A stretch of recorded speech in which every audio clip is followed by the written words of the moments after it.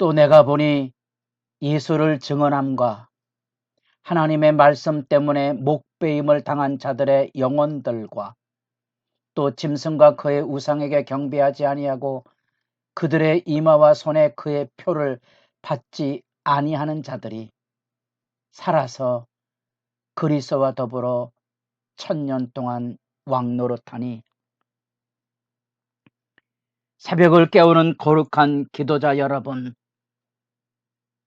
믿음의 선한 싸움을 싸우며 살아가는 교회의 증언, 요한의 입장으로서 로마 제국 앞에 수도 없이 생명을 잃어야만 됐던 교회의 당면한 핍박과 박해 현장으로부터 오늘날 믿음으로 바로 살기 위하여 애쓰고 힘쓰는 현실에 서 있는 하나님의 백성들의 시각에 이르기까지 주님의 나라를 기다리는 영광의 비전으로서의 이 하나님의 나라와 영원한 승리가 우리의 기도 가운데 실제로 현실화되는 영광의 비전으로 선연하기를 바랍니다.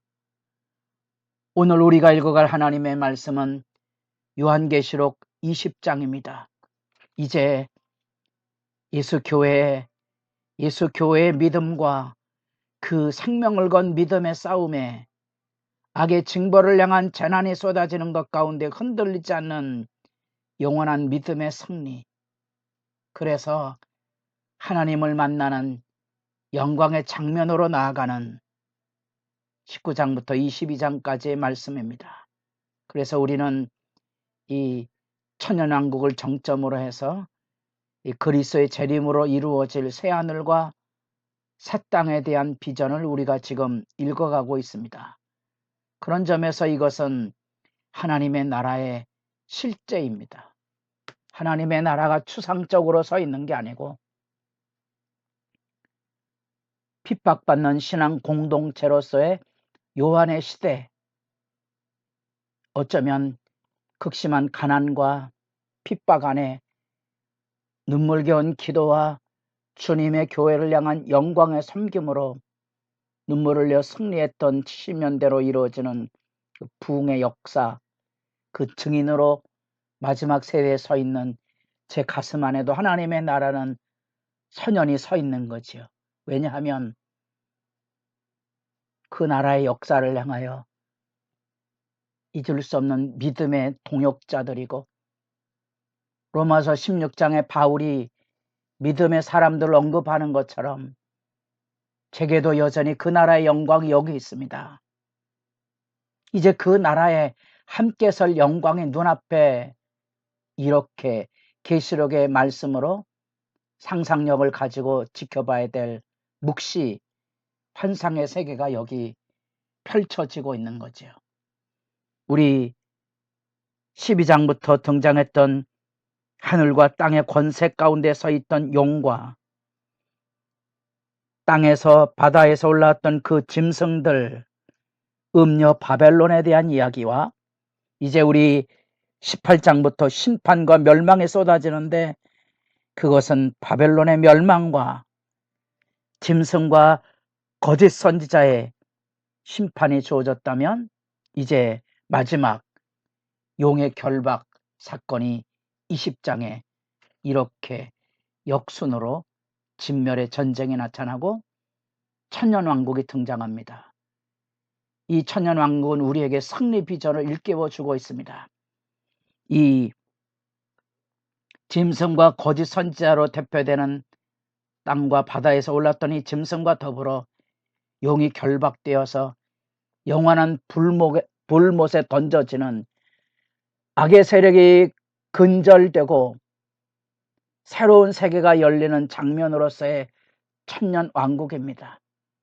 그리스도인들이 기다리던 그의 나라, 1세기에 순교당하는 믿음의 사람들이 울부짖었던 우리의 이 억울한 죽음을 하나님 언제까지 지켜만 보고 계시렵니까? 그 영원히 끝나지 않을 것 같은 로마 세계의 권력 앞에 여기 지금 요한은 하나님의 나라를 소개하고 있습니다. 영원한 하나님의 나라가 그렇게 짐승과 더불어 용을 결박하여 불못에 던지는 영광의 역사가 있을 거고 천년의 승리가 열려질 것을 외치고 있는 내용이지요. 그래서 하늘에서 추방되어 이 땅에까지 와 성도를 미혹하던 이 용의 권세가 결박을 당하고 불못에 처하져 이제 핍박받는 이 세대의 역사 앞에 온전한 승리가 있음을 확인시켜주고 소망으로 바라보게 합니다. 그 안에 이제 첫째 부활이 열려지게 됩니다. 첫째 부활은 바로 그리스도와 더불어 함께 죽고 그리스도와 함께 살아있는 이 신앙의 영원한 생명의 일꾼들, 마치 스데반이 죽었을 때 스데반의 죽음을 잔다라고 표현했던 거죠. 죽은 존재가 아닙니다. 살아있는 생명의 존재죠. 그처럼 예수 안에서 부활하고 순교하고 희생당했던 그 모든 이들은 다 하나님의 생명 안에 있는 겁니다.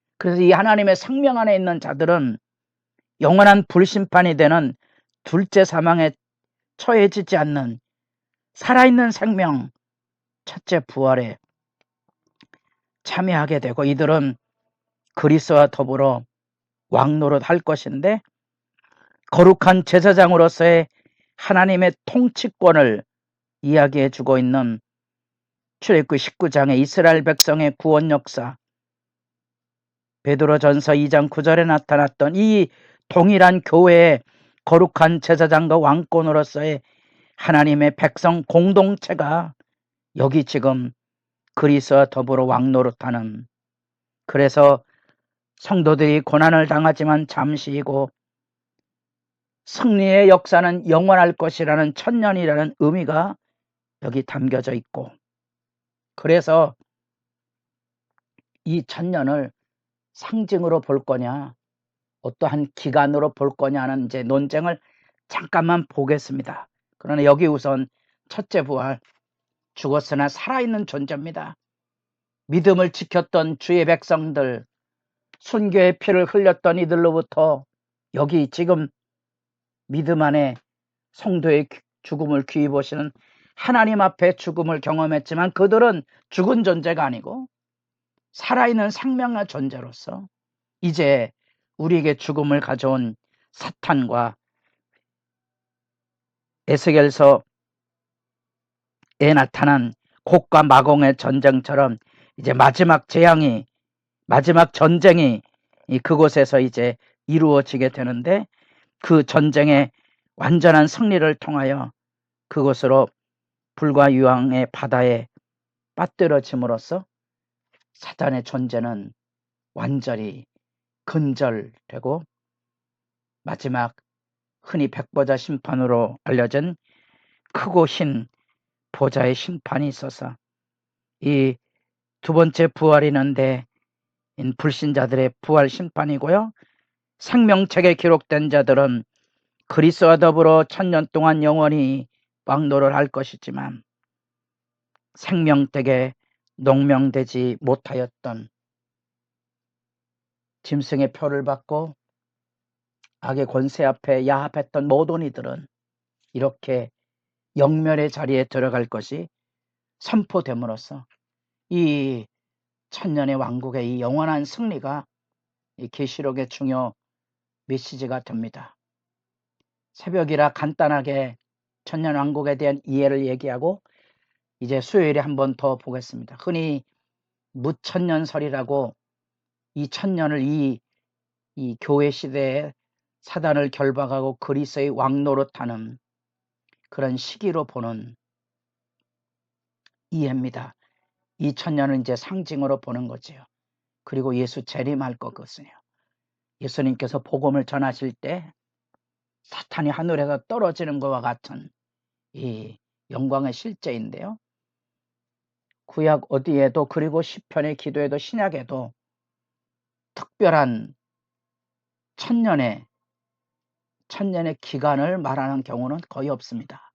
여기 지금 계시록에만 있는데 우리는 그래서 역사적인 측면에서 예수 재림하시고 이런 천년왕국을 통한 이런 예수 그리스도의 부활과 적그리스도의 멸망과 이때 이스라엘이 돌아온다는 이런 개념들이 우리 로마서에도 나타나 있는 것처럼 그런 측면으로서 역사적인 이해를 가지고 마지막 심판으로 완전한 신천신지가 이루어진다는 역사적 전천년설로 갈라집니다.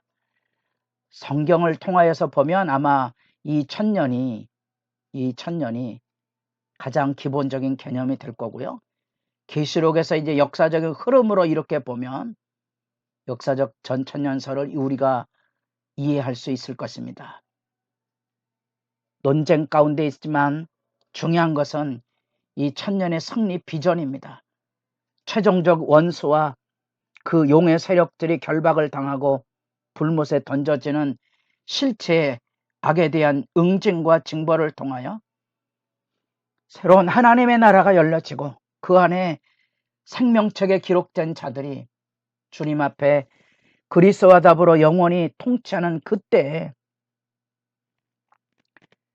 짐승과 더불어 로마 제국의 야합에서 사치와 쾌락을 누리던 세상 풍조에 얼룩졌던 세상에 대하여 마치 창세기 3장에 나타난 사단의 음성으로 하나님이 주신 에덴 동산을 잃어버린 비참한, 그래서 이마에 땀이 흘러야 생명을 보존하는 이 악의 신음소리로